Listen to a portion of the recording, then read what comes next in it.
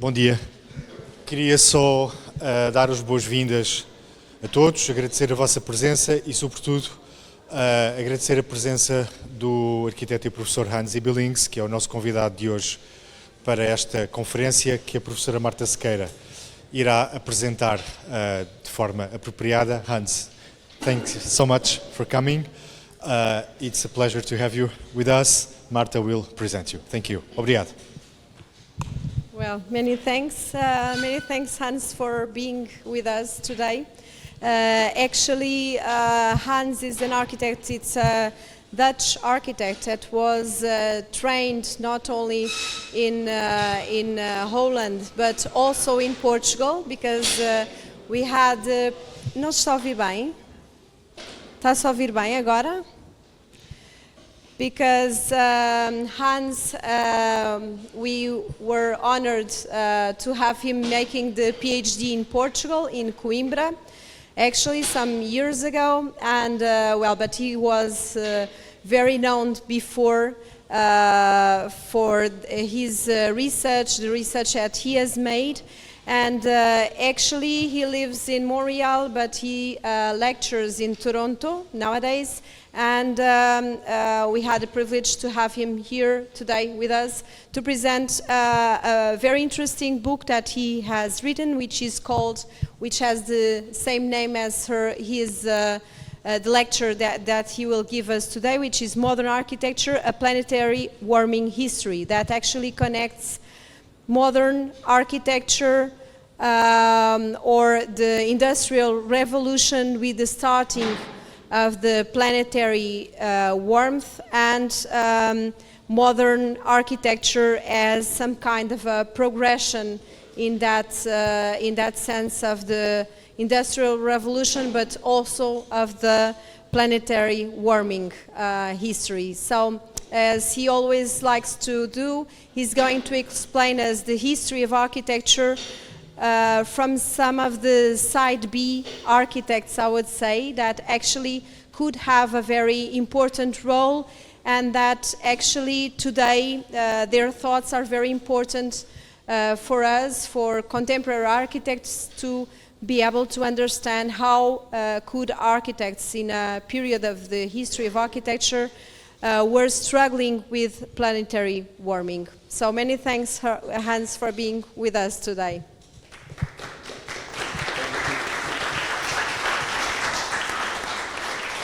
I'm very happy to be here and to have the opportunity to speak about my recent take on modern architecture through the lens of planetary warming.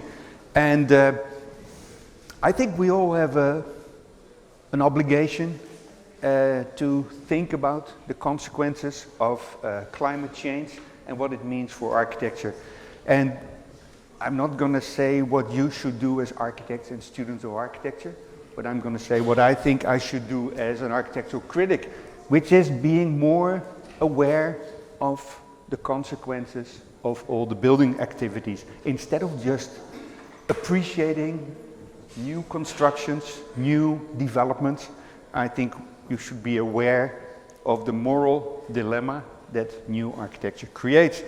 This is a nice example. It's a project by Bjarne Mastenbroek and his firm Search, and it was the extension of a school. It was praised for its architectural qualities, but during the exam period 2 years ago, they had to add this temporary structure for air conditioning, and the architect was upset, but it's also the consequence of the situation that we're in. I'm an historian, so I'm feeling always that there is this kind of plea formulated by Gideon that the task of the historian is not only to elucidate the past, but also to recognize the signs that lead to the future. And obviously we know we're facing climate change and planetary warming. It is okay. Yeah? You're not happy with it? Let's try like that. Yes, okay. With planetary warming, and I think what I was trying to do in my book was looking back at the history of architecture through this lens of planetary warming in the hope that it will give us signs for the future. Just a kind of brief recap. I suppose that you all know that there is a modern history of modern architecture, which was written at the time that modern architects themselves were building, and basically these are publications that are celebrating the novelty of modern architecture. And particularly this one is interesting, the victory of a new building style, presenting modern architecture as a kind of victory over whatever was before. The next phase is what you could describe as postmodern history of modern architecture. And I'm just showing you one example. There are many, but this is a kind of key publication of Kenneth Frampton, kind of reassessing the history of modern architecture through a postmodern perspective. And then more recently, we've seen this large number of histories that have been expanding, taking more into account than just the Western world, which was dominating in this modern and postmodern histories. And this has led to a global history, which is not only modern architecture, but it includes modern architecture as well. And then finally, in the last decade or so, with some early outlier, there's been an increase of publications dealing with climate, ecology, the environment. Doesn't matter how you want to articulate it, but they're clearly a different interest, and completely different from this postmodern interest, completely different also in many ways from this global history perspective. And so this is my little working contribution to this expanding field of publications where there is an awareness of, I'm okay with that, expanding field of publications about planetary warming, as I prefer to call it. So the starting point for me was this. There's this simple correlation between Industrial Revolution and modern architecture. New materials like concrete and steel, I saw a lot of concrete models here in the hallway, are very much the product of the Industrial Revolution, and they allowed for a new architecture, namely modern architecture. We all know now that the Industrial Revolution was also the starting point of planetary warming, that the increase of CO2 in the atmosphere, temperature rising, etc., all started basically with the Industrial Revolution as well. So if planetary warming and modern architecture are both consequences of the Industrial Revolution, it may make sense to think about the possible correlations between the two. And this is what I did in my book. And the cover is intentionally showing a large-scale project that not everyone will immediately recognize as architecture. It's a hydro dam, the Boulder Dam, on the border of Nevada and Arizona, and one large project from the first part of the 20th century. And so this is one of the intentions of my book, to expand the definition of what we see as architecture. And in that sense, I was deliberately alluding to this beautiful cover of Molly Nutch for the book by Gideon, Building in France, Building in Iron, Building in Reinforced Concrete, which had this transporter bridge in Marseille on the cover. Also a project which was not necessarily recognized in the 1920s as modern architecture. So what I do in this book is, I think I'm fine with the speed of it.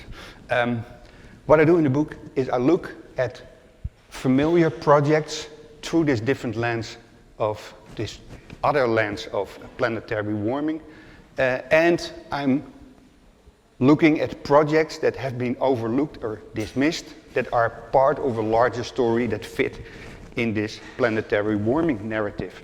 So one of the great examples that works for me from a pedagogical point of view is the Crystal Palace, famous building by Joseph Paxton, a common starting point of modern histories. And usually, if it's a part of a modern history, it's presented as first industrially produced modular elements, no articulation of a kind of historical style, so a new form of architecture without any references to the past. And images like these underline this kind of spectacular feat of building this in less than half a year with prefab iron elements, prefab sheets of glass, all modularly coordinated to create this vast project.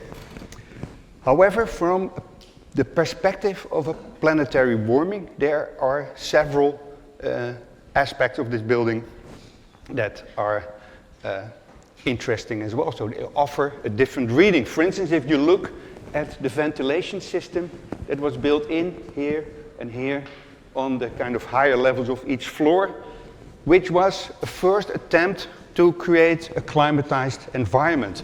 Paxton's background as the builder of greenhouses played an important role here, and he was outspoken in his explanations that this was meant to protect people and the exhibition from the foul air of London. And he created this imperfect system, but the very fact that he developed a ventilation system, I think, was quite spectacular. And of course, now we have, well, see it here, ventilation of building, mechanical ventilation has become such an important, air conditioning, such an important part.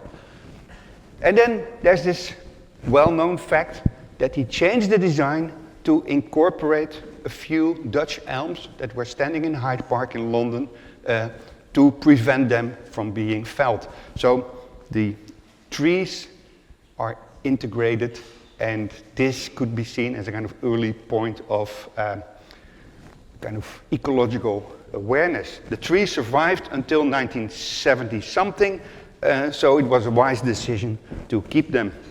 And then finally, this building also could be seen as the first example of kind of complete reuse. After the event in Hyde Park in 1851, the building lasted for a little bit, then it was demounted and rebuilt in a different form using exactly the same material in the area that's now known as the Crystal Palace Park. And here we see the new version of the building. So it's not only this modern monument of kind of industrially produced elements built without any particular style, but it's also dealing with climate and ventilation, dealing with nature, the trees, and dealing with recycling. So this is, let's say, one example of looking at familiar architecture in another way. But there's also possibility to look at other architecture. So another example of looking at architecture in a different way is this project by Dillery Scofidio, which when it was built, I really appreciated it as a symbol of a kind of almost no architecture, a kind of 0 degree of architecture. But now, through this lens of planetary warming, I see it also as a building that is actually trying to be weather. It's not a protection against the weather, but it's a kind of, it accepts that we are inside the weather. And this gives a totally new way of reading this building as a kind of, it's about air, it's about humidity, it's about this cloud that is artificially created around this pavilion, meaning that it's still, it's almost the 0 degree of architecture, but now I see it more through this lens of the weather. And something that I didn't include in my book, that's also part of my talk here, that after publishing it a year ago, a bit more than a year ago, I've had all this kind of second thoughts, and I found projects that I wish I had included, including some of the ice palaces that were built, ice castles that were built in Montreal, where I live now, in a time when the winters were much colder than they are now. So this was a kind of theme park every winter, architecture built out of ice, so extremely ephemeral, massive in the winter, and then vanishing shortly thereafter. Another way of looking at the Eiffel Tower is also related to climate, which was the weather was something that was extremely interesting for Eiffel. First, he was concerned about the wind whether his tower would be able to withstand the wind. And his obsession with wind, I think, also led to the creation at the very top of the tower of a meteorological station near his apartment, which is almost like a hot air balloon cabin right under the top. And later on, he started to do experiments with wind on the tower itself by dropping objects and see how much friction they encountered. And then eventually he built at the foot of the Eiffel Tower his first wind tunnel, which he used for experimentation. And when he had to move that, he moved to another location in Paris. And this second Gustave Eiffel wind tunnel is still in use. That's the one you see here in color. So here you can say these are all projects where I was looking at fairly familiar architecture through from a different angle. My research also allowed me to explore things that were unfamiliar to me, for instance, like the work of Vladimiro Acosta, who developed in the 1930s a system of a kind of a balance between protection against the sun and appreciation of the sun, which he called the Helios system. And this is a kind of early version where you see a design for a house for a rider, where you have this little porch with this movable fabric as a roof to create a kind of different conditions, and a roof terrace again with the same fabric so that you could have shade and sun depending on the moment of the day. He would develop this system in something larger where you can see this kind of massive roof elements that would give enough depth to the buildings to allow for protection against the heat of the sun, but also the possibility to celebrate the sun, which is very much a modern theme. This harnessing of solar power goes back a very, very long time, but it certainly had a revival in the middle of the 20th century. And this lesser known Jacobs II house of Frank Lloyd Wright is an example where the shape of the building is the arc, the complement of the arc of the sun, where the light is falling in on the south side mostly and the north side, as you can see here, is dug in and protected completely. It was part of this beginning of, so Wright used no technology, it was just the sunlight itself, but it was the beginning of this development of systems to store solar heat. And this remarkable project by Eleanor Raymond with the heating system of Maria Telkes is one example. One of the other things, I didn't discover this, but it was a discovery for me personally, is this school by a local council architect in England near Liverpool who designed an annex to a school using similar passive principles. So what he did was creating this double facade, and in this facade there were panels which had a white side and a black side, and in the winter you would flip the black side to the exterior so that you would gain as much heat as possible. In the summer it was the white. For Canadians this is kind of familiar project, but I guess anywhere outside Canada maybe less so. This was an experimental project built upon earlier experiments in the United States to create a self-sustaining project. It has been demolished in 1919, unfortunately, but it was a really nice experiment where food production, energy production, the use of waste could lead to, as you can see here, a nice domestic life where nothing was really different from any other type of housing. And in the same tradition, there's this project of Alexander Pike, who worked on this autonomous house for a decade. Same principle. You could see in this section in particular that it was this kind of self-sustaining project. Projects like these, like this PEI arc or Pike's autonomous house are usually not included in histories of modern architecture because the form is maybe not exciting enough. But that's part of the story here, that it's architecture that is playing in a different league, playing a different role than just being beautiful objects. Same for this one in Germany, which is a kind of house that can rotate, so it has always the optimal orientation towards the sun. And the architect built it for himself and his wife, and they're still living there as far as I know. They invite or they allow visitors and they invite groups for tours. And the compost toilet seems to be the most exciting part to show. So not all the technology. And here we see one of the problems, obviously, that there's a concrete base, there's a lot of machinery to make this house rotate on the sun to ensure that it captures as much solar energy as possible. One of the things that I encountered while making this book is this problem that is actually the problem that I have right now. I'm speaking English to you. You speak Portuguese and many other languages, but the whole discussion about architecture is dominated by English language, meaning that publications that have been published in English have more presence and more visibility than others.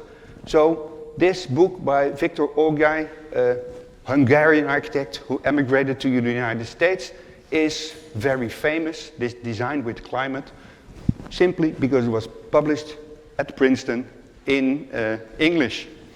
However, there is a wealth of literature dealing with climate, for instance in German, one of the languages that I can read, where you see that there is another narrative that goes back further, and that's also quite interesting. This is one of the earliest things I was able to find. Text is really at the bottom here, but it's I think it's an architect, Grieshaber, who developed modern buildings for the warmer zones, in warm zones, a contribution to the hygiene of the building industry, presented through the design for a tropical hospital and a tropical house. And what he did was creating basically a kind of ventilation or cooling system in the basement, so he would get air into the basement, cool it there, and then bring it up to the ceilings and use it to cool the building. There's more German stuff published, which I find extremely interesting. One is a book about the artificial climate around humans, and the other one is about the urban climate. And particularly the one on the left is extremely interesting because they go into such detail describing what the climate around human beings is, that they describe what the climate is if you're in bed and what happens under the sheets. Describing also what happens in a shoe. And they have this very dry way of describing it, saying the shoe has mainly a mechanical purpose, but it also creates its own interior climate. So if you have sweaty feet, you can read the scientific base behind it in this artificial climate book. And there's also the work of Ernst Egli. Who knows Ernst Egli? No? He was an architect, Austrian architect, who went to Turkey, played an important role in Turkish education, architectural education, built a lot of buildings there, and he came back, went back to Switzerland, where he published this book, The New City in the Landscape and Climate, which is a better title than the actual English translation.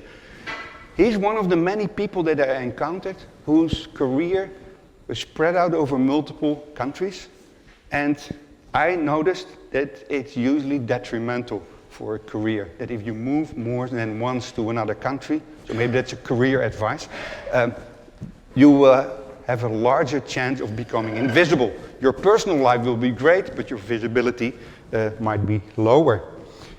And another way of expanding architecture as well is looking at this kind of periphery of what we still can consider architecture and building. For instance, a project of the artist Yves Klein with Claude Parent for an air-conditioned city, which is basically just back to this project of Diller and Scofidio. I think one of the most interesting contributions in my book, I think I have to speak for a very, very long time, it's only in this corner now, is geoengineering, which is understood in a limited way as tinkering with the weather, but on a larger scale, I use it for all the interventions that have a kind of lasting impact on the biosphere. And building is one of them. And building on a large scale is an even larger one. In Germany, there's now this manifesto that instead of demolition and new buildings, we should renovate and reuse everything. And this movement is relevant because demolition is adding another layer of demolition to what's already demolished in environments. So we have destroying the built environment and destroying the environment in general to allow for even more building. And I think everyone can contribute to limiting the destruction of the environment by being mindful about what you're using, even as material here as a student, making models out of concrete. This idea of destroyed landscapes is, I think, extremely powerful, and to think about what it means. And here we see a map from 1952 and 2 satellite images of this enormous lake in China that is disappearing because of the sand mining. The sand is taken out for all the building production, and it leads to the destruction of this large ecosystem of the lake, which was also heavily impacted by the creation of the Three Gorges Dam, which used a lot of the sand from this lake to be built. So this is a kind of self-reinforcing project of taking away the sand, destroying the lake, and making it even worse with the dam. And I think there's a kind of chronology of large projects. Many of them are known, but some of them are lesser known. This large transformation in India of the Upper Ganges Valley is one example, where a canal and also this aqueduct, this super canal, has been created to basically to irrigate the land, but also to allow for transportation. The Suez Canal fits in the same category, deeply affecting ecosystems of the fish swimming from the Red Sea to the Mediterranean.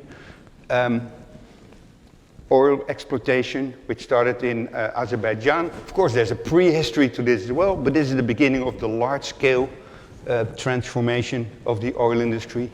Digging holes in the earth, digging holes in the mountains, like the Gotthard Railway Tunnel, Panama Canal, another great example. In the Netherlands, the creation of large polders in areas that used to be sea. So this was kind of inlet of the sea. They created a dam in 1932, and then they built all those polders. And by closing off the sea, they transformed the ecosystem completely from salt water to fresh water, because rivers are running into this, what's now a lake. And I've checked it, really nobody cared that ecosystems were completely disappearing with this transition from salt water to fresh water. And everyone thought, well, it's just all fine, we have new land. On the largest scale, there's this project which has gained more visibility in the last decade or so, which was called Atlantropa. It's a bit, well, you can recognize. So here we have Portugal. This is all Atlantic Ocean. Idea was to build an enormous dam near Gibraltar, and then lowering the level of the Mediterranean so that there is more land, like for instance here, everything around Venice would be new agricultural land, and there would be this large bridge connecting train line from Berlin to Cape Town, because that was the ultimate goal, to create more kind of accessible land in Africa for Europeans. This kind of careless dealing with the landscape, often for the purpose of, for instance, the fossil fuel industry, is also something that's prevalent in Canada still today. This is an early example of tar sands developments in the 1920s. Here's the dam that's on the cover of my book, also with kind of extremely detrimental effects for the Colorado River. Tennessee Valley, the rebuilding of an area that was hit by erosion. This is the size of England, so it gives you an idea of what it is. Transformation on a kind of national scale almost, where bad methods of agriculture had led to erosion. And there's a beautiful film, The River, which also deals partly with the Tennessee Valley project, where they say, man has destroyed the landscape, man can rebuild it. So there's a kind of this confidence and hope that everything will change. And it became part of this large project of improving the navigation, electricity, irrigation, and then there was also finally national defense, because this is a poster from a later moment when they were using a lot of the hydro energy for factories, military factories. More, this is Fort McMurray, one of the most infamous places in Canada, where you can see this large-scale destruction. You get an idea of the scale of this machine if you see this truck standing next to it, a kind of vast destruction of landscapes. And this is what it looks today, this kind of wasteland, this kind of totally polluted wasteland. I tried to include more than just the West, although sometimes access to sources was not easy. But there's, for instance, this kind of hopeful propaganda where we see Joseph Stalin redrawing the Soviet Union to overcome the drought by just adding more water and more trees. One of the projects after Stalin died, where you could see the kind of the negative effects of this belief that everything can be controlled by humans, is the project to irrigate large parts of Turkmenistan and other Soviet republics for the cotton industry, which eventually has led, in a very short period of time, to the disappearance of the Aral Sea. There's also a kind of depressing Chinese project, the so-called War Against Nature. Only the language is already kind of shocking, where 4 animals in particular were considered the kind of the enemies of the revolution. You can see a rat, a sparrow, a fly, and a mosquito. And here you see horrible propaganda pictures where they were basically exhausting the sparrows until they dropped dead. And we all know by creating this kind of disturbing effect on the climate or in the ecosystem, it created certainly a silent spring even before Rachel Carson wrote about it. It's not only negative what happens in China. Since 1978, they've been working on this enormous project of the 3 North Shelter Forest Program, which is still ongoing to create a Great Green Wall. It's a kind of a monoculture, which comes with problems as well of kind of planted forests. But it certainly inspired another transnational initiative, which is ongoing as well, although it's hard to say what is going on, in Africa, as you can see here.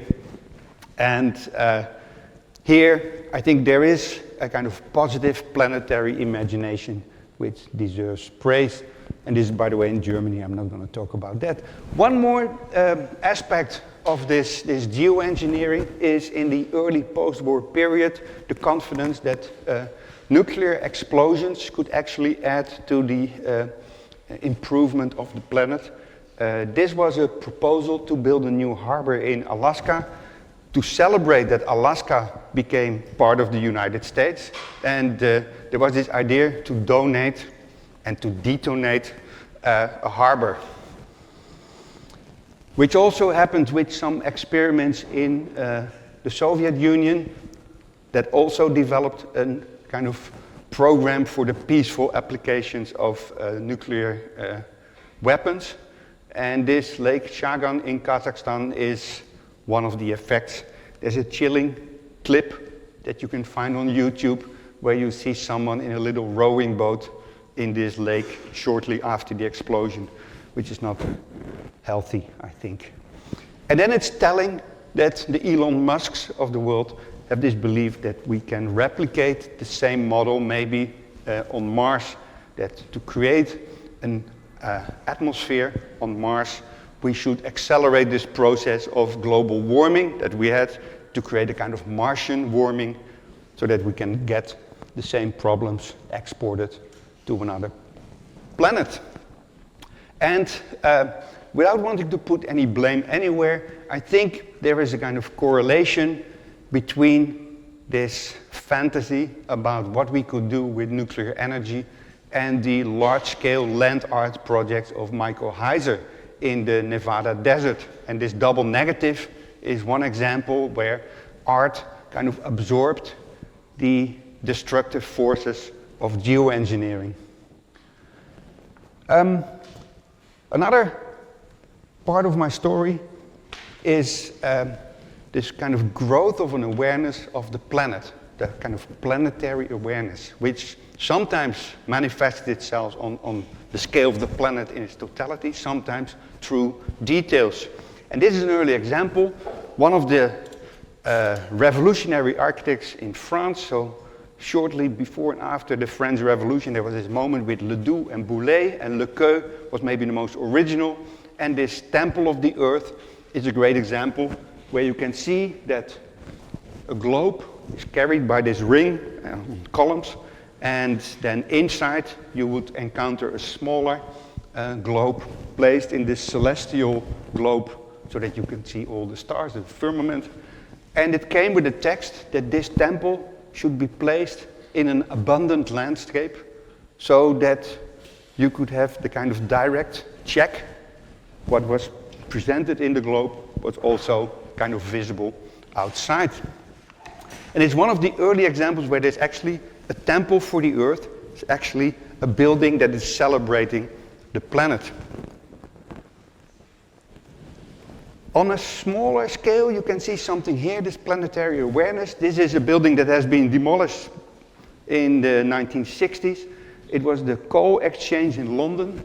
And what you can see here, or you can see, you have to believe me, that the upper level here, you see images of ferns, that were the ferns that were found as fossils in the coal mines.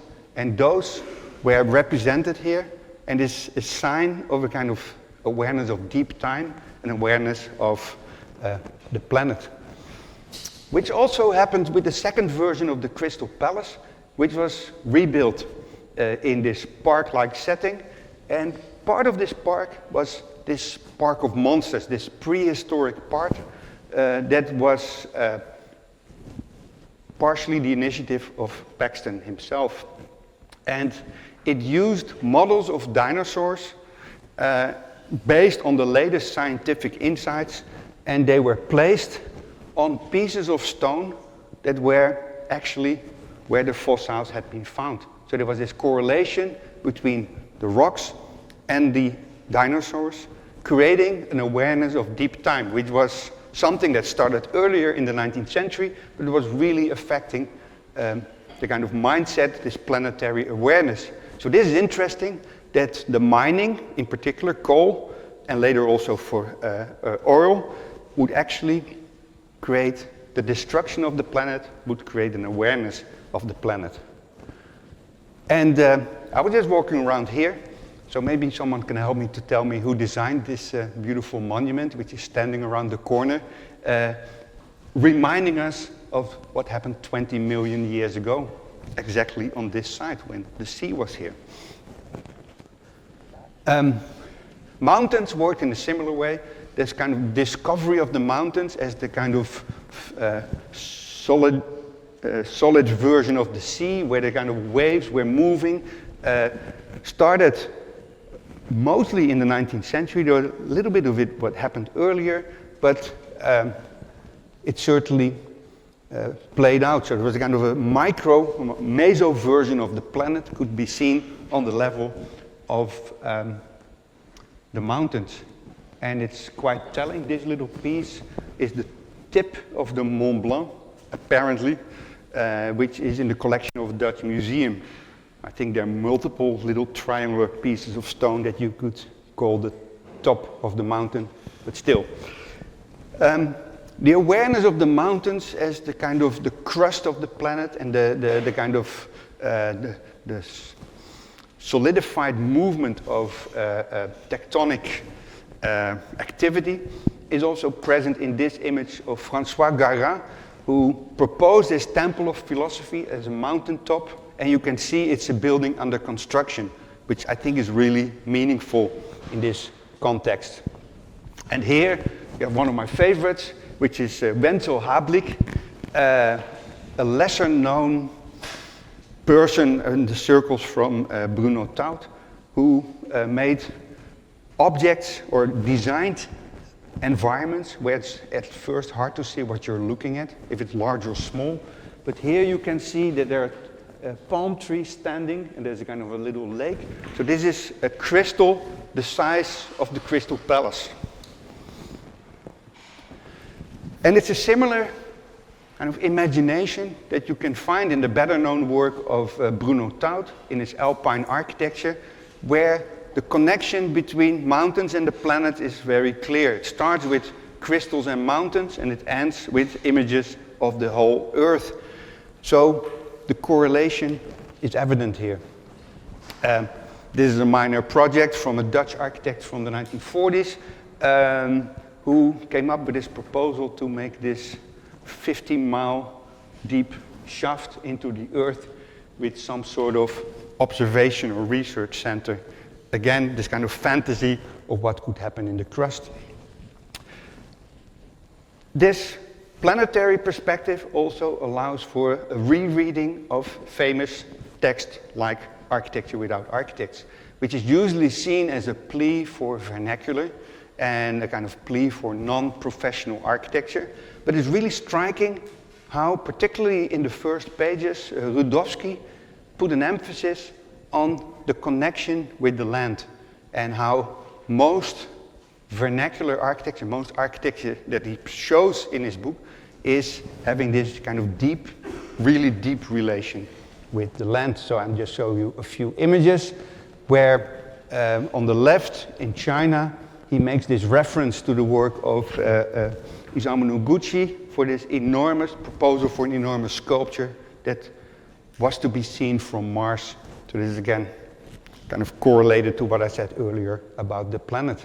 So all kind of architecture embedded in the land, part of the environment.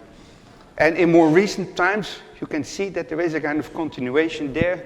Malcolm Wells, architect who had been building regular buildings and decided he didn't want to take up any more space, and he came with a kind of compromise solution by building underground, as if that's not disturbing the environment. Fantasies of Guy Rottier to create an underground city with these light catchers that could bring sunlight to great depth. Another version here. And based on the energy crisis, the project started in Minnesota to develop earth-sheltered housing in underground settings.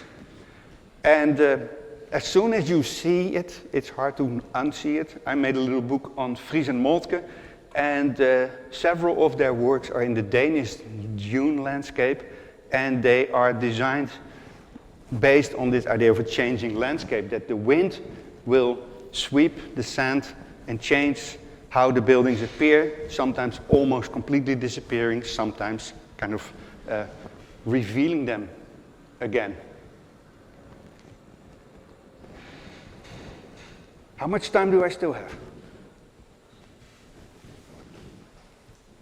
Half an hour, okay, then I'll continue. Planetary concepts. So for me, there was this wish to see the planet in its entirety and to find a way of seeing the planet differently. And one of the inspirations is this film by Ray and Charles Eames, of which there are actually two versions. I think you all know The Power of 10. Yes, that's kind of a classic, but this was the earlier version. And I really love the title, A Rough Sketch for a Proposed Film Dealing with the Powers of 10. And I use the same words for my own planetary warming history as a rough sketch for a proposed history of planetary warming, because I see this still as a kind of the beginning. The idea of powers of 10 is that there's this picnicking family or couple in Chicago, zoom out until you're in the universe, and then go back through the hand of one of the picnickers and go to this subatomic level, showing the kind of continuity of scales and showing the kind of unity of everything in the universe. I don't want to be nationalistic in any way, but I can say that it was inspired by a Dutch publication that came out earlier. Kees Boeke, an educator from the Netherlands, made the kind of paper version, much less exciting than the film of the Eameses, but still the universe in 40 jumps is a similar story of zooming out and zooming in, even using the hand as the kind of entry point for the smaller scales. This ultimately led me to the rediscovery of the Gaia hypothesis, developed initially authored by James Lovelock, but with a lot of input of Lynn Margulis. And it's basically seeing, well, this is a slide I found from someone else. I just use it here so that you know what the kind of the minimum version of this Gaia hypothesis is that the planet is this one self-regulating organism, they say here, but it's actually a system. It's not an organism, it's not a living thing, but it acts as a system, kind of cybernetic system that keeps itself alive. And this has been extremely helpful as a starting point also to go back in time to see the kind of legacy, this history of thinking about the planet as this self-regulating system, which starts with Vladimir Vernadsky and his book Biosphere.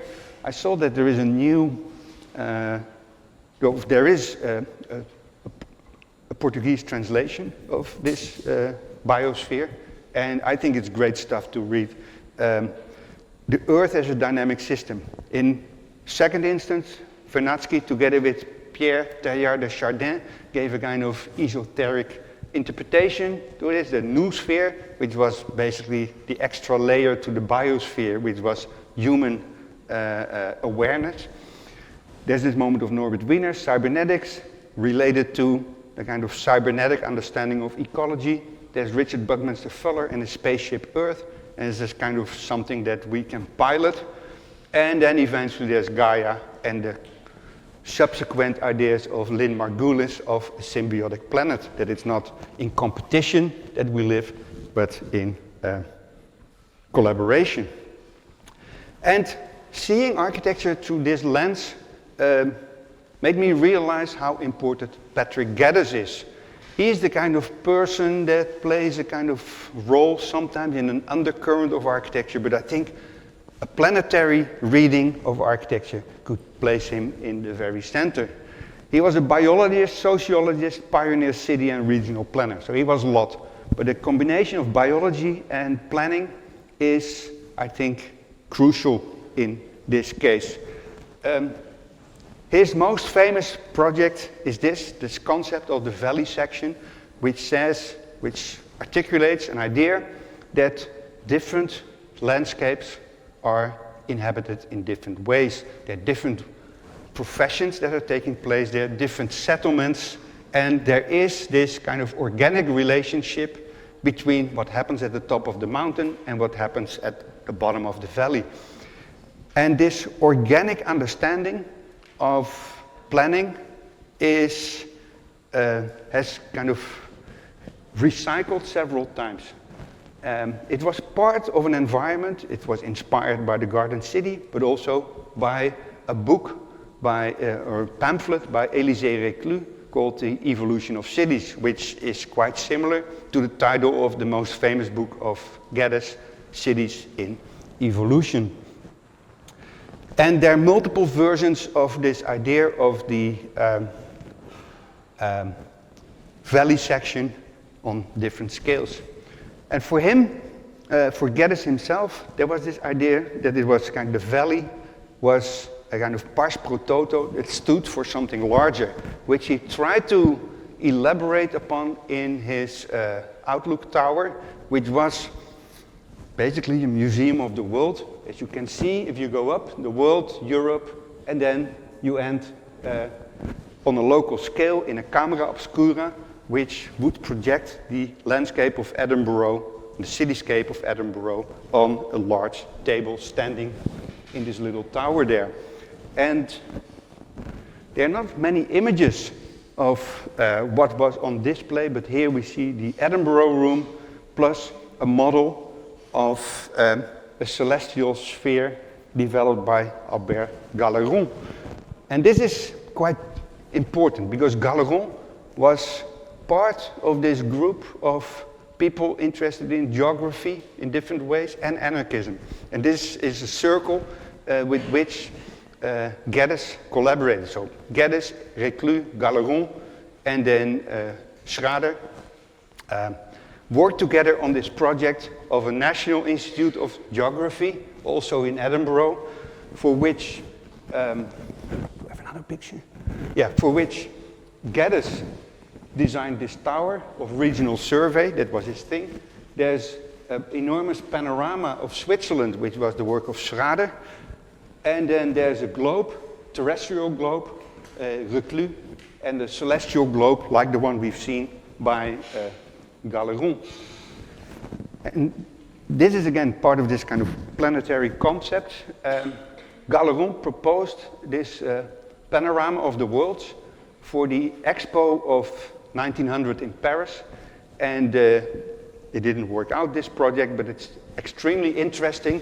It's almost like this temple of Lequeux, the temple of the earth, but what's added here is in this crust, this thick layer around it, is a kind of history, deep history of the planet, starting in a kind of super early prehistory and ending at the very top, left and right, two possible futures. One is the death of the planet, which is kind of prescient, and the other one is a future with flying objects and still this hope of progress.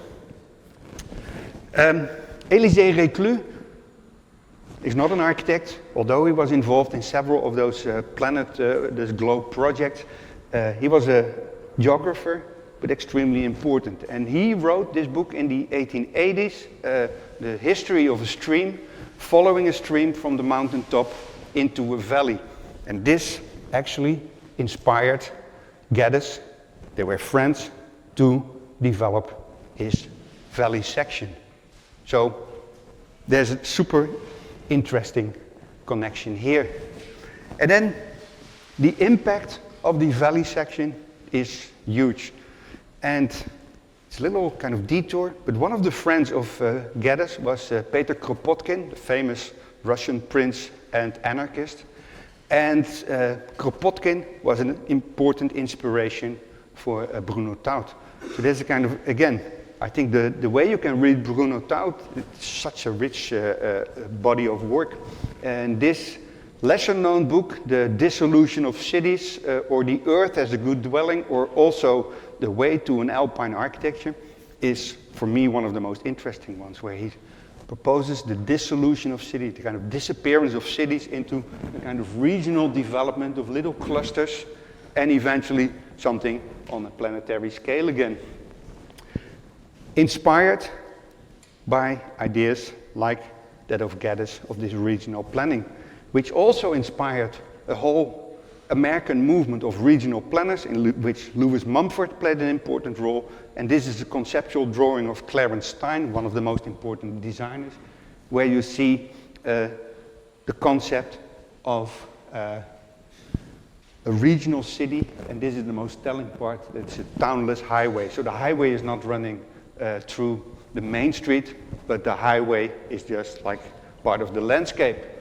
And a reversal of that can be found in another person involved in this American Association of Regional Planners, Benton McKay, who developed the concept of the Appalachian Trail, which was basically saying there's this long stretch of land from, let's say, close to Washington all the way up to the Canadian border, and we make that into a kind of a spine, a natural spine, on which where people can actually recreate, not only recreate in the kind of conventional sense of having their spare time, but recreate themselves but not living in the city, and creating a totally new concept of what could be a community.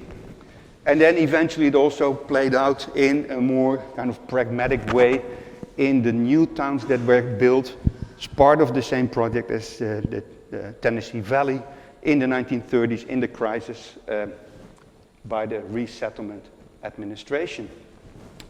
And then there's this short moment in the work of the Smithsons, Allison and Peter Smithson, when they rediscovered Geddes and made a new version of the valley section, including different settlements that they were never clear about, but they were somehow following the same model as this, the valley, with a kind of hamlet, an isolated house, and then a hamlet, and then eventually the city in the valley. And equally strange is how new urbanism in the United States was also a rediscovery of Patrick Geddes, this kind of regional planning, when Duane Plater Seaberg developed what they call the transect urbanism. And for the cover of the book they made about this, Readings in Human Ecology, they acknowledged that they had been thinking about this concept and only realized later that it was actually Patrick Geddes who had developed this model a long time before. And they put this famous image of Alexander von Humboldt of the Chimborazo volcano on the cover of the book, and that's the image where you can say this is the kind of the original valley section, description of the development of the natural botany on the mountain.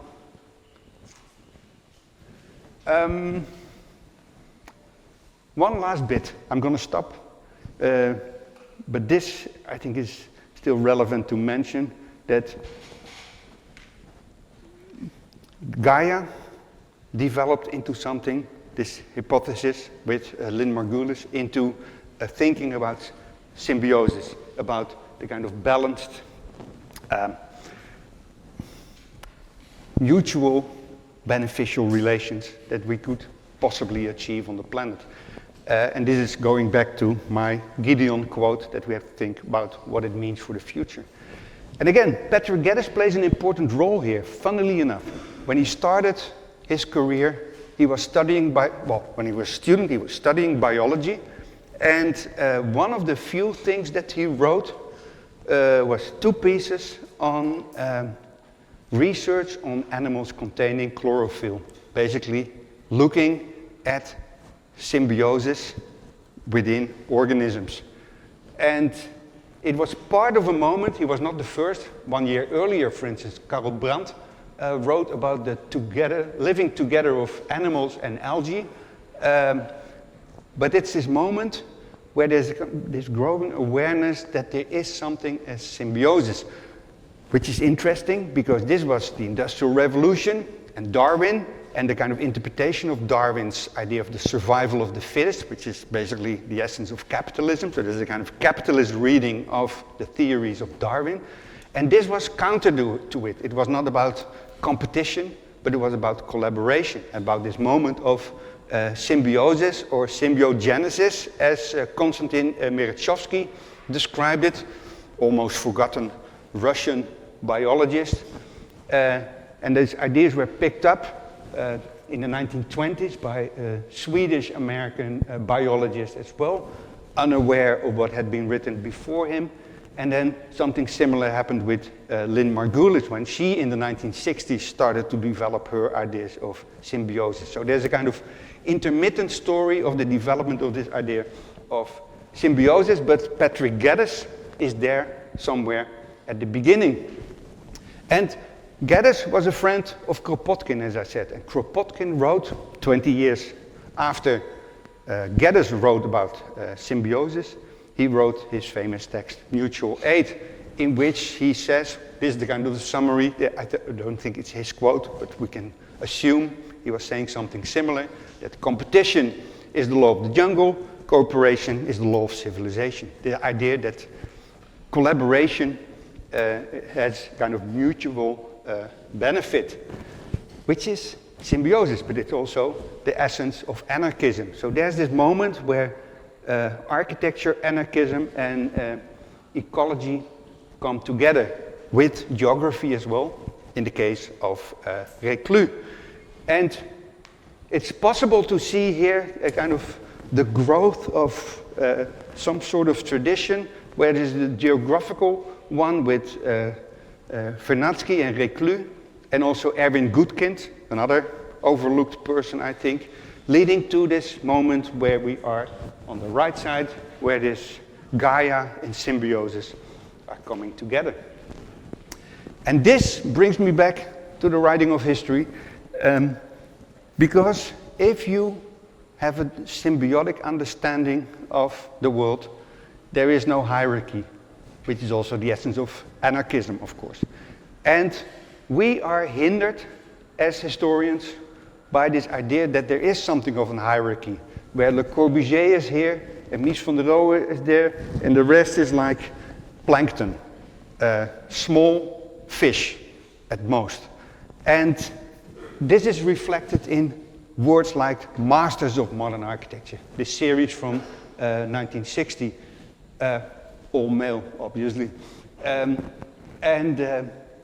Around the same time, there was this image of whales, plankton, and man, where you basically see that if you are an Inuit and you eat a whale, that means you're eating much more plankton eventually. But it's the same model, this food pyramid with someone at the top, and obviously that's a human being, because that's how we perceive the world. And I can imagine that instead of having a pyramid also as the model of architecture, to give up this idea of the survival of the fittest, the victory of a new style, and to think of architecture in a much more symbiotic way and consider it like a food web, where every part is equally important, like Gaia, where every part, organic or inorganic, is contributing to this self-regulated system. So maybe we are part of a smaller self-regulated system in which there's no hierarchy, which could translate to the classroom as well, I think. And with that, I want to almost end one more connection between biology and architectural history. There's this famous image on the right of the third edition or the second edition of History of Architecture on the comparative method for the student, craftsman, and amateur, written by Bannister Fletcher and his son, Bannister F. Fletcher, where you have this tree of architecture with everything that is redundant and old stuff at the bottom, and then the glorious Western styles forming the canopy of this tree, which is, of course, similar to models like this, Ernst Haeckel. I'm not doing justice to Ernst Haeckel by saying this. There's much more to say about this, but there's this evolution of man where you have, starting with Monera, amoeba, that's a good one to start, and then we have man. So this is the kind of the sequence of evolution. And this model is translated in architecture, so the parallel between the two trees are similar. So somewhere at the top is the kind of pinnacle of evolution. And this has been undermined by someone who has heavily criticized the Gaia hypothesis, by the way, by looking at a much more complex model of how there were multiple moments when evolution kind of intersected in different genres, different fields, and created this kind of much more complex image. And I think what I would like to achieve is to go from this model, which is still in everyone's back of the mind, to something that looks more like this, where there's a kind of a food web, kind of multiplicity of evolutions that are intersecting on multiple levels. So this is what I personally learned while writing this book on planetary warming. And my next book, which is kind of in the, you cannot even say in the earlier stage, it's before the Monera right now, will address this perspective. And I know the title, it's going to be Superorganism. So that's the title I want to use for this book. That will be kind of a sequel to what I've written so far. So thank you for your attention.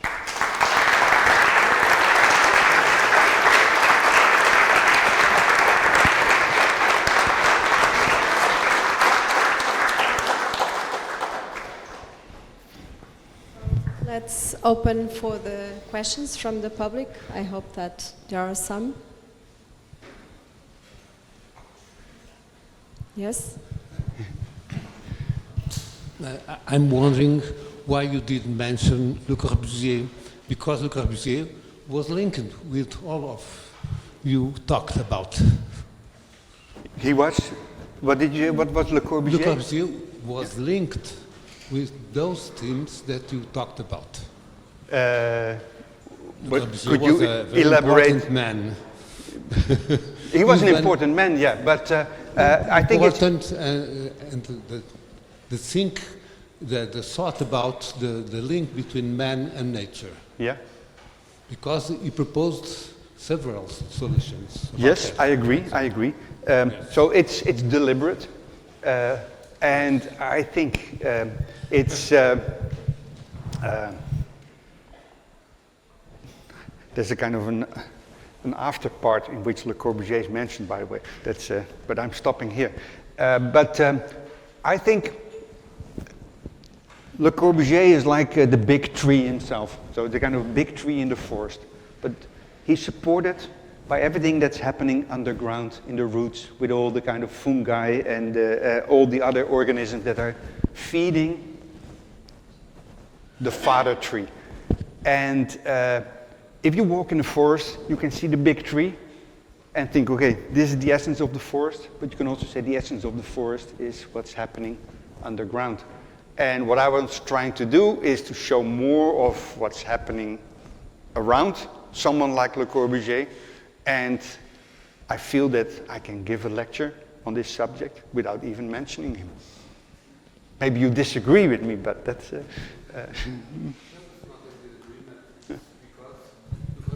read many of the authors that you mentioned. Yeah, but I think there's the famous image. He was aware of that. Yeah. He designed some solutions about that.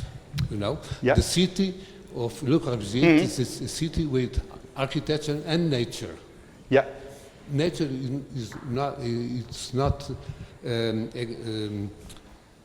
but on the side. In the city of Le Corbusier. No, but I think we could have a discussion to which extent nature was seen as something more than nature with a capital N.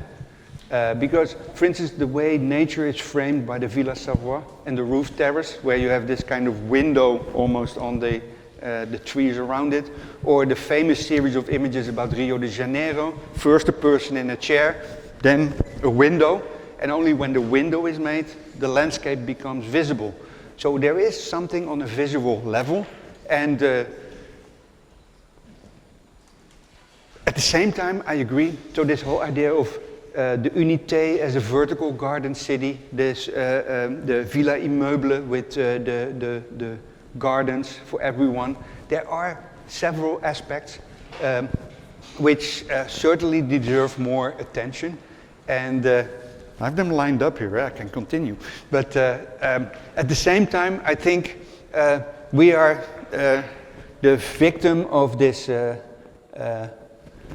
this pyramid, and there are multiple ways of looking at architecture without paying too much attention to the kind of the big predators in an ecosystem. To pay more attention to the side B of the side C, side D, side E. Of course. Well, I have noticed that in your explanation you had lots of examples of almost all people were architects, engineers, and lots of. But I don't know if you had the landscape architects included in your research. Actually. A little bit, but not enough. Mm-hmm. So that's. Well, so I'll pass the word to a landscape architect that is here with us as a PhD student. Hi. I'm going to disagree a little with Michel Toussaint on the question of Corbusier in nature, but that will be a discussion for.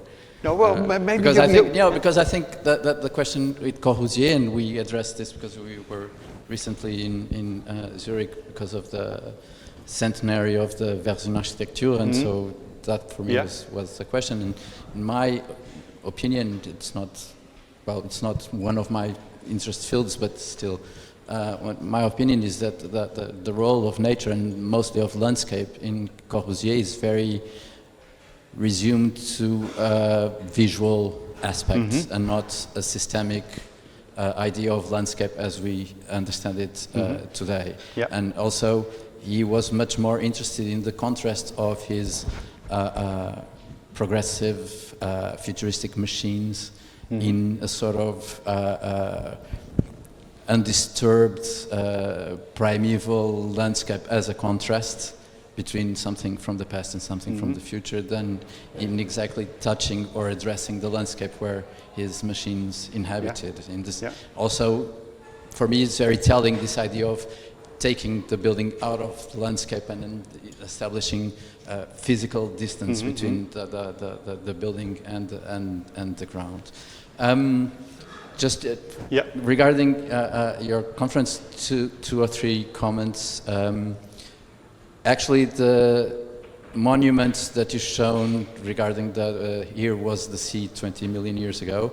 It's a project by a colleague landscape architect, Rosário Salema, who works for the City Hall in Lisbon. And it is it's a set of several geological monuments of the city of Lisbon. So there are. There's only one of them. No, so there are more okay. in different parts of the cities, and it's quite interesting project. And I would like to ask if you, Marta addressed this, but I was thinking when you showed the Designing with Climate book, if you had, if you know, probably you know, but I was thinking about Ian McHarg's book that is more or less contemporary of Designing with Nature, which would be interesting to correlate with this. No, that's a great one. So until I think 9:30 this morning, there was still a slide of Design with Nature in my presentation, but I want to shorten it a bit. Okay. But it was in this lecture after the images of Fries and Moltke and this dune landscape, because I think there's a very powerful opening in this book of McHarg about Design with Nature, where he shows the kind of transition in the dune landscape and the kind of supporting this idea of emphasizing the idea that landscape is not just like a thing, and this kind of transition that exists there. So, but McHarg is still it is a bit not it's a bit contentious in yes. terms of the idea of design Yeah. versus like we could not like we could design without nature, which is something that Yeah, exactly. So he's obviously still couldn't do. very much part of this modern Yeah. ideology, right? Yeah. For me, it was also interesting to because I didn't know about the section of the valley by Guedes. Yeah. And for me to establish a parallel with something that was being done here in Portugal with the Portuguese landscape architect Gonçalo Ribeiro Teles, who also explained the Portuguese landscape through the same sort of section of a valley, Yeah. to explain And the when was this? organization of the whole landscape. So Yeah, and when? 1950s, 60s, yes. Okay, that's interesting. I want to know more about that.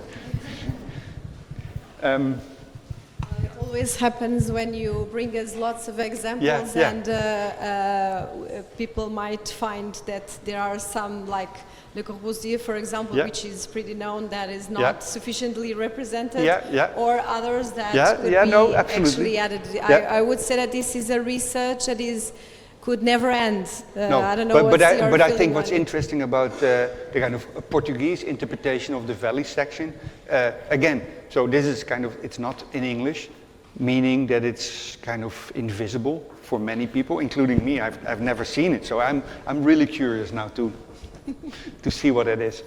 Thank you. Well, thank you very much, Thank Hans, you. for being with us today.